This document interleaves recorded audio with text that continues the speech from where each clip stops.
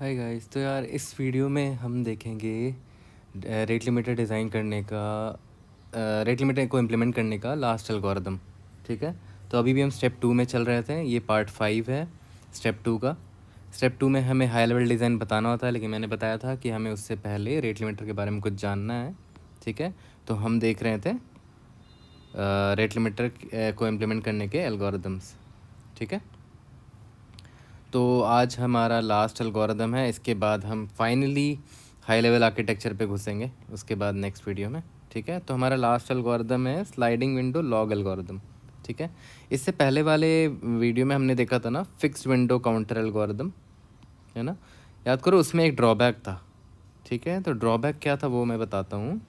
आप याद करो मैंने क्या कहा था कि फॉर एग्ज़ाम्पल ये एक विंडो है 1 मिनट का। ठीक है, ठीक है, और फिर आगे एक और विंडो है 1 मिनट का। ठीक है, और हमने क्या रखा है कि we will take 3 requests per minute. ठीक है, पर मिनट हम सिर्फ 3 रिक्वेस्ट लेंगे। तो मान लेते हैं कि एक रिक्वेस्ट यहाँ पर आया। ठीक है, तो अभी काउंटर 1 है, एक ही रिक्वेस्ट आया तो ये एक्सेप्ट हो गया। ठीक है, फिर आया लास्ट में एज में 2 रिक्वेस्ट, दूसरा रिक्वेस्ट काउंटर 2 है। ठीक है, फिर उसके बाद तीसरा रिक्वेस्ट। तो देखो विद इन 1 मिनट ही ये 3 रिक्वेस्ट आए हैं और मेरी थ्रेशोल्ड भी 3 है, तो मैंने आने दिया उसको। ठीक है, तो विच इज़ फाइन।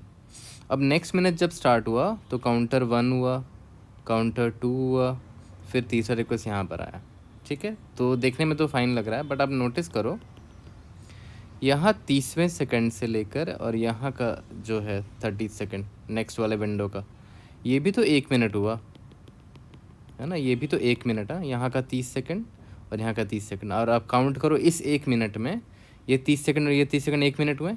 इस 1 मिनट में कितने रिक्वेस्ट चले गए? 4 रिक्वेस्ट चले गए यार, जो कि हमारे थ्रेशोल्ड से ज़्यादा है। तो ये ड्रॉबैक है फिक्स विंडो काउंटर एल्गोरिदम का। ठीक है, तो इसको फिक्स करने के लिए sliding window log algorithm use करते हैं हम। Sliding window log algorithm fixes this issue. ठीक है, तो स्लाइडिंग विंडो लॉग एल्गोरिदम समझने के लिए पहले डायग्राम देखेंगे, उसके बाद हम उसको पॉइंट वाइज समझेंगे। ठीक है, तो डायग्राम काफ़ी सिंपल सा है। तो इस डायग्राम में देखते हैं, तो सबसे पहले नोट करते हैं कि क्या क्या हमें ध्यान देना है इसमें। पहला कि हम हर मिनट सिर्फ 2 रिक्वेस्ट लेंगे। ठीक है, ये पॉइंट ध्यान में रखना। ठीक है, और जब भी कोई रिक्वेस्ट आएगी तो जिस टाइम वो आई है ना उस टाइम स्टैम्प को मैं लॉग कर लूँगा। ठीक है, तो फॉर एग्ज़ाम्पल इस डायग्राम को देखो, पहले वाले को देखो। ठीक है, पहला रिक्वेस्ट आया 1:01 में आया। ठीक है, तो मैंने उसको टाइम स्टैम्प को लॉग कर लिया। ठीक है, यहाँ पर मैं लॉग करता चल रहा हूँ। ठीक है, तो अभी लॉग का काउंट कितना है? पहले शुरुआत में तो लॉग का काउंट 0 था, तो इसका मतलब एक भी रिक्वेस्ट नहीं आया है, तो मैंने इसको पास होने दिया। ठीक है, तो मेरा रिक्वेस्ट पास हो गया। ठीक है, अब सेकंड रिक्वेस्ट जब आया तो उसने चेक किया कि भाई लॉग के काउंट कितने हैं, मतलब कितने टाइम स्टैम्प अभी मैंने सेव करके रखा है। तो मैंने देखा कि अभी तक तो सिर्फ एक ही स्टोर है। ठीक है, और मैंने कह रखा कि 2 रिक्वेस्ट आ सकते हैं। ठीक है, तो ये भी बंदा पास हो जाएगा। ठीक है, और उसका टाइम स्टैम्प भी मैंने लॉक कर लिया यहाँ पर। ठीक है, अब तीसरा रिक्वेस्ट जब आया तो उसने तो पहले ये चेक किया कि भाई कितने काउंट हैं टाइम स्टैम्प्स के, कितने टाइम स्टैम्प अभी तक लॉग हो चुके हैं, पहला दूसरा। ठीक है, तो और 2 रिक्वेस्ट ही मैंने कह रखे हैं, तो ड्रॉप हो जाएगा, ये रिक्वेस्ट ड्रॉप हो गया। लेकिन स्टिल मैं जो है इस रिक्वेस्ट का टाइम स्टैम्प उसको भी मैं लॉग कर लूँगा। ठीक है, मैंने लॉग कर लिया इसको भी। अब जब चौथा रिक्वेस्ट आता है तो देखो चौथा रिक्वेस्ट है ना 1 मिनट के बाद आया, 1 मिनट के विंडो के बाद आया, यानी कि 1 मिनट 40 सेकंड में आया। ठीक है, तो ये इसने देखा कि लॉग का काउंट जो है कितना हो रखा है, 3 हो रखा है, राइट। तो अब तो पहले ये देखेगा, ये क्या करेगा कि जो करंट विंडो है, जैसे मान लो ये आया 1 मिनट 40 सेकंड में। ठीक है, 1 मिनट 40 सेकंड में आया, तो इस करंट विंडो से पहले विंडो का चेक करो, मतलब 40 सेकंड, इससे पहले 40 सेकंड में था और करंट विंडो जो करंट रिक्वेस्ट आया वो 1 मिनट 40 सेकंड में आया, तो ये मेरा करंट विंडो है, राइट। तो ऑब्वियस है करंट विंडो से पहले के जो रिक्वेस्ट हैं उससे मुझे कोई मतलब नहीं है, मैं उसके लॉग हटा सकता हूँ, ठीक है। तो ये जब रिक्वेस्ट आया तो हमने क्या किया, इससे इससे 1 मिनट पहले तक के विंडो को यानी कि 0040 तक के को हटा दिया, इसको हटा दिया, इसको हटा दिया, ठीक है। तो 3 थे पहले लॉग के काउंट, हमने 2 को हटा दिया, बचा 1। तो ये जो रिक्वेस्ट आया इसने देखा कि चलो ठीक है, जब पुराने रिक्वेस्ट को हमने हटा दिया, लॉग्स को हटा दिया, तो करंट काउंट कितना है लॉग का, टाइम स्टैम्प का 1 है, तो ये रिक्वेस्ट भी पास हो गया, ठीक है। और हमने इसको भी लॉग कर दिया यहाँ पर, ठीक है। तो अब देख रहे हो कितने मतलब काफ़ी सिंपल तरीके से हमने इस चीज़ को हैंडल कर लिया।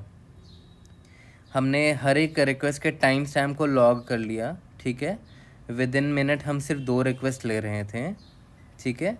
और हर एक टाइम स्टैम्प को जब लॉग करा तो हमारे पास काउंट है कि कितने टाइम स्टैम्प्स अभी हमने लॉग कर रखे हैं। तो विद इन अ मिनट मतलब एक मिनट के विंडो में अगर जो काउंट ऑफ टाइम स्टैम्प्स है वो अगर मोर देन द थ्रेशोल्ड है, तो हम पुराने वाले विंडो के मतलब करंट विंडो जो है, करंट टाइम फ्रेम है मेरा, उससे पुराने वाले टाइम फ्रेम के विंडो में जितने रिक्वेस्ट थे उसको मैंने हटा दिया यहाँ पर, ठीक है। तो इस तरह आपने ध्यान दिया होगा, इस तरह हमने जो ये वाला रिक्वेस्ट था इसको हमने ड्रॉप कर दिया था, राइट, इसको हमने ड्रॉप कर दिया था। तो काफ़ी अच्छे तरीके से हमने उस ड्रॉबैक को भी हैंडल कर लिया जो फिक्स काउंटर एल्गोरिदम में था, ठीक है। तो इसका समरी देखते हैं। ये मैंने बताया था कि इसका हम क्या करेंगे, हर रिक्वेस्ट का टाइम स्टैम्प सेव करके रख लेंगे। तो कहाँ रखेंगे, कैश में रख सकते हो, है ना, कैश फास्ट होता है, तो कैश में रख सकते हो ताकि आप एक्सेस कर सको काउंट को, ठीक है।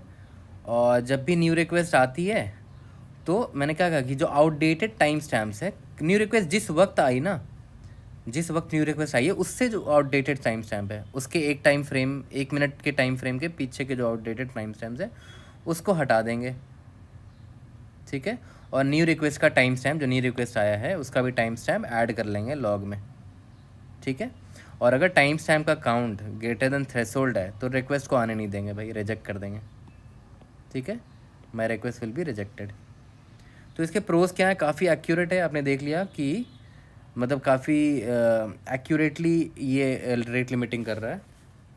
ऐसा नहीं है कि अगर दो का एक विद इन अ विंडो अगर 2 रिक्वेस्ट थे तो 3 या 4 चले गए, ऐसा नहीं है, काफ़ी एक्यूरेट रेट लिमिटिंग कर रहा है ये। और ये थ्रेशोल्ड को ऑब्वियस है कभी एक्सीड नहीं करेगा अगर एक्यूरेसी है इसमें तो, ठीक है। कॉन्स में क्या है यार, आपने देखा होगा कि अगर कोई रिक्वेस्ट रिजेक्ट भी हो जाता है ना, ठीक है, अगर कोई रिक्वेस्ट रिजेक्ट भी हो रहा है तब भी हम उसको लॉक कर रहे हैं कैश में, ठीक है। तभी मतलब लॉक क्यों कर रहे हैं कैश में, तभी तो आप वो वाले आपका आपका जो वो वाली जो ड्रॉबैक थी उसको आप हैंडल कर पा रहे हो, तभी तो आपने लॉक किया ना। वरना अगर उसको आप लॉग नहीं करते तो आपको काउंट 1 दिख रहा होता और आप एक और रिक्वेस्ट को आने दे देते, ठीक है। तो अगर कोई रिक्वेस्ट रिजेक्ट भी होती है तब भी आप उसको लॉक कर रहे हो कैश में, ठीक है। तो इसकी वजह से मेमोरी यूजेज हाई है, इसकी मेमोरी यूजेज हाई हो जाती है क्योंकि आप ऐसी चीज़ भी स्टोर कर रहे हो जिसका मतलब रिजेक्टेड रिक्वेस्ट के भी आप लॉक के टाइम स्टैम्प्स को आप लॉक कर रहे हो, तो मेमोरी यूजेज बढ़ जाती है, ठीक है। तो इसका ये एक कौन है। तो यार ये फाइनली हमने एल्गोरिदम्स देख लिए रेट लिमिटिंग के, और अब हम नेक्स्ट वीडियो में देखेंगे finally we will move to our final step that is high level architecture, ठीक है। स्टेप 2 फिर हमारा कंप्लीट हो जाएगा, ठीक है। See you in the next video guys, thank you so much, bye bye.